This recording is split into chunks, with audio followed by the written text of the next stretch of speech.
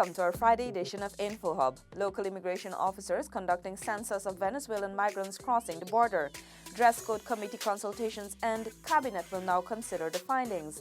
Brilliant innings from young Shimron Hetmeyer sees the Amazon Warriors winning their first CPL battle against the Patriots. And we'll tell you about the power of chocolate. The details of these and more stories right now.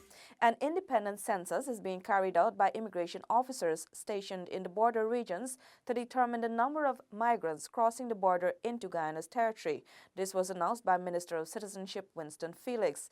This is also in addition to the International Organization for Migration's studies. The Minister of Citizenship, Winston Felix, said whilst the department is collaborating with multiple stakeholders to address the influx of Venezuelans, it is also part of the assessment being conducted by the International Organization for Migration. This is to determine the number of migrants settling in the border regions. We put no store in that traces study.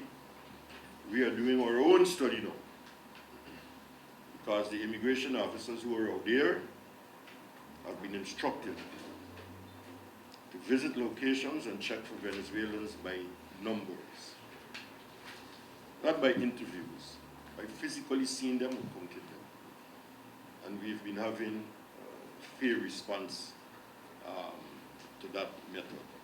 The minister was at the time responding to questions posed to him from the Parliamentary Sectorial Committee on Foreign Relations yesterday.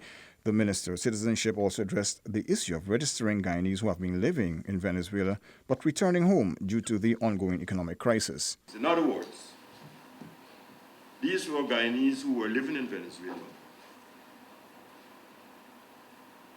and they came over with their children. They had their birth certificates which showed that they were Guyanese, and as a consequence, following the law, following the constitution and law, those children were registered to take the citizenship of their parents. Minister Felix explained that in instances where documents in foreign languages have been submitted, assistance has been sought from the Ministry of Foreign Affairs to have them translated. There are registration centers set up in various parts of the coast where Guyanese returning home can visit to retrieve their relevant documents. Paul McAdam for InfoHub.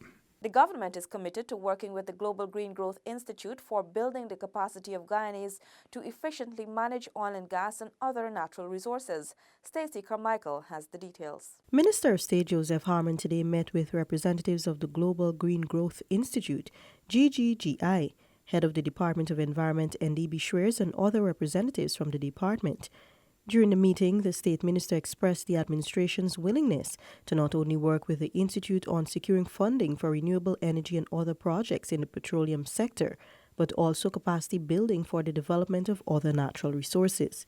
I think part of the key to developing that other sets of natural resources is the capacity of our people, is the human capital that we have to work on very, very seriously here in Guyana. And I'm very happy to know that GDGI and all of the entities connected to you, that you're spending some time with us on building that capacity. Minister Harmon believes that local content and other legislative measures will not have that much impact unless the people can take up positive roles in organizations. To the extent to which we are able to get assistance in preparing our population, educating them, training them, and bringing them up to a certain level that they can in fact take over management, control, and so on of some of these projects. That is, I believe, is critical for us in our development. The State Minister explained the government's route of utilizing solar energy and its plan to use natural gas as a transitionary resource as the country aims for 100% renewable energy use by 2025. The GGGI provides technical support to countries by assisting them in developing projects in a way that enables them to secure financing. The Institute is presently working with the Department of Environment on a project to be presented to the Green Climate Fund. For InfoHub, Stacey Carmichael. The Dress Code Committee's 16-month consultation ends and Cabinet will now peruse and decide on the recommendations of the findings. Details from Alexis Rodney. The Unified Dress Code report was handed over to Cheryl Sampson on behalf of Minister of Public Service Dr. Rupert Roopnarine at the ministry's Waterloo Street office on Thursday. Permanent Secretary of the Ministry, Reginald Brotherson, said that the Department of Public Service has been charged with the restoration of standards, good conduct, and governance. We are also aware of some of the challenges within the public service, and we've had to be proactive. We follow the vibes, as they would say, of what is happening in our country. A mandate from the Cabinet saw the establishment of the Uniform Committee, which was established in April 2017. The committee sought to determine the feasibility of a dress code for public servants and develop recommendations on an appropriate and unified code. According to committee chairperson Akila Doris, the service findings showed an overwhelming preference for maintaining the existing dress code for public servants. More than 50% of the respondents opted for government to finance uniforms for public servants. The committee considered the responses of the public servants and clients or customers of the public service and the various norms relating to professional attire and developed recommendations which have been submitted in its report. The recommendation, she said, takes cognizance of the tropical climate of the Caribbean region and Guyana's rich cultural diversity. The report will be laid in Cabinet shortly. Reporting for InfoHub, Alexis Rodney. Mommy, you can't smoke in the room. You can get the baby sick. She can't get sick. I lock up in this room. She's over there. Mommy, you never heard about third-hand smoking? That is when the smoke gets into the fabric, like the chair and upholstery. And it still affects people that comes in the room. First it was second-hand smoke. Now it's third-hand smoke. Mommy, you know I love you and I want to see you quit. I don't want baby to have developmental problems like asthma and lung disease. Let's all work together to prevent cigarette smoking-related illnesses. Thanks for staying with us. A brilliant innings from Guyanese batsman Shimron Hetmeyer saw the Amazon Warriors securing their first CPL win over the Patriots in front of a packed Providence Stadium last evening. Isaiah Braffett was there and has details of the entertaining match. Shimron's Hetmeyer's spectacular performance led the Guyana Amazon Warriors past Chris Gales to St. Kitts and Nevis Patriots. Hetmeyer scored a brilliant 79 runs not out of 45 balls and was named man of the match. He smashed 9 fours and 4 sixes in his innings in front of a capacity crowd at the National Stadium. Put to bat, the Patriots made what seemed to be a mammoth score of 146 in their 20 overs. However, the total was easily achieved in just 16.3 overs due to Hetmeyer's brilliance and his solid partnerships with Jason Mohammed and Chris Green. Hetmeyer dubbed his performance his best innings in the T20 cricket and was happy to do it in front of his home crowd. I would say that's one of my best innings, in T20 cricket, because I haven't really played that much T20 cricket. This is actually my second T20 game, CPL T20. So I would say that was a top innings for me. It's great playing in front of my home crowd, actually. I always love playing in Guyana, love playing in front of my home crowd, trying to make everyone proud of me, and I hope I did that tonight.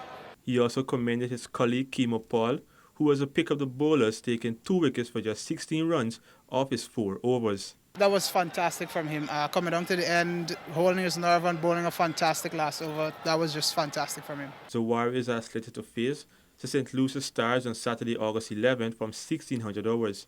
They face the Barbados Tridents the following day, August 12th from 1800 hours. Isaiah Braffett for InfoHub. Chocolate has that natural power of turning a bad day into a better one.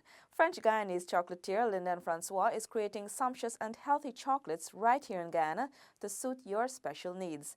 Our in-house foodie, Crystal Stahl, tells us more. Hey chocolate lovers, are you tired of searching for that perfect decadent bar of chocolate? Then why not come down to the City Mall and visit the House of Francois? Within the chocolatier Maison Francois in Guyana, you can find all types of chocolate. We have dairy-free, that's number one, and all of my chocolates I make is natural stuff.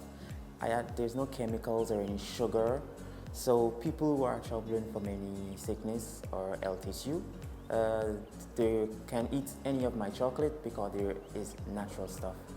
I have like many flavors. We have like, for an example, the dairy-free ones is the lemon curd and the orange marmalade made with fresh orange peel.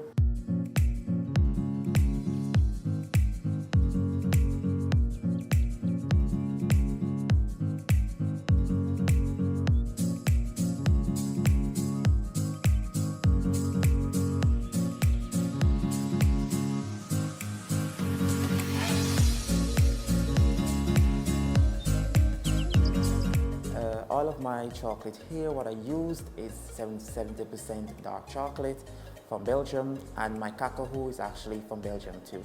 Chocolatier Francois, a French-born Guyanese national, shared his reason behind the business idea. I wanted to open a restaurant, a three-rosette restaurant in Guyana. And then I decided there's so many restaurants in Guyana, why not try something different?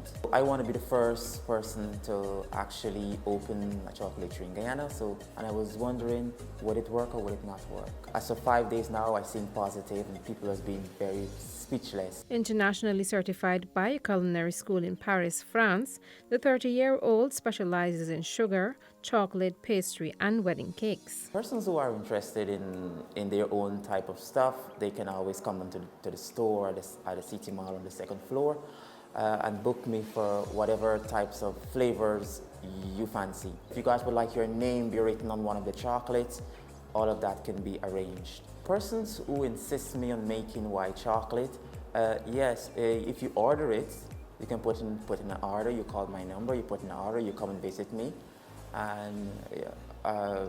But for the white chocolate, I sell from a kilo and above because white chocolate is something not natural, but it's very expensive. My plans for the future will be trying to get more locations in Guyana and try to open my own factory. So anywhere you go, you will see Maison François, my name and my product. The entrepreneur's prices are economical.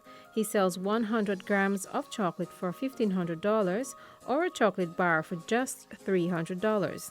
And this chocolate is not only delicious, it melts in your mouth and not in your hand. Crystal Stahl for InfoHub. It's CPL season, so we'll now bring you the results of last evening's match.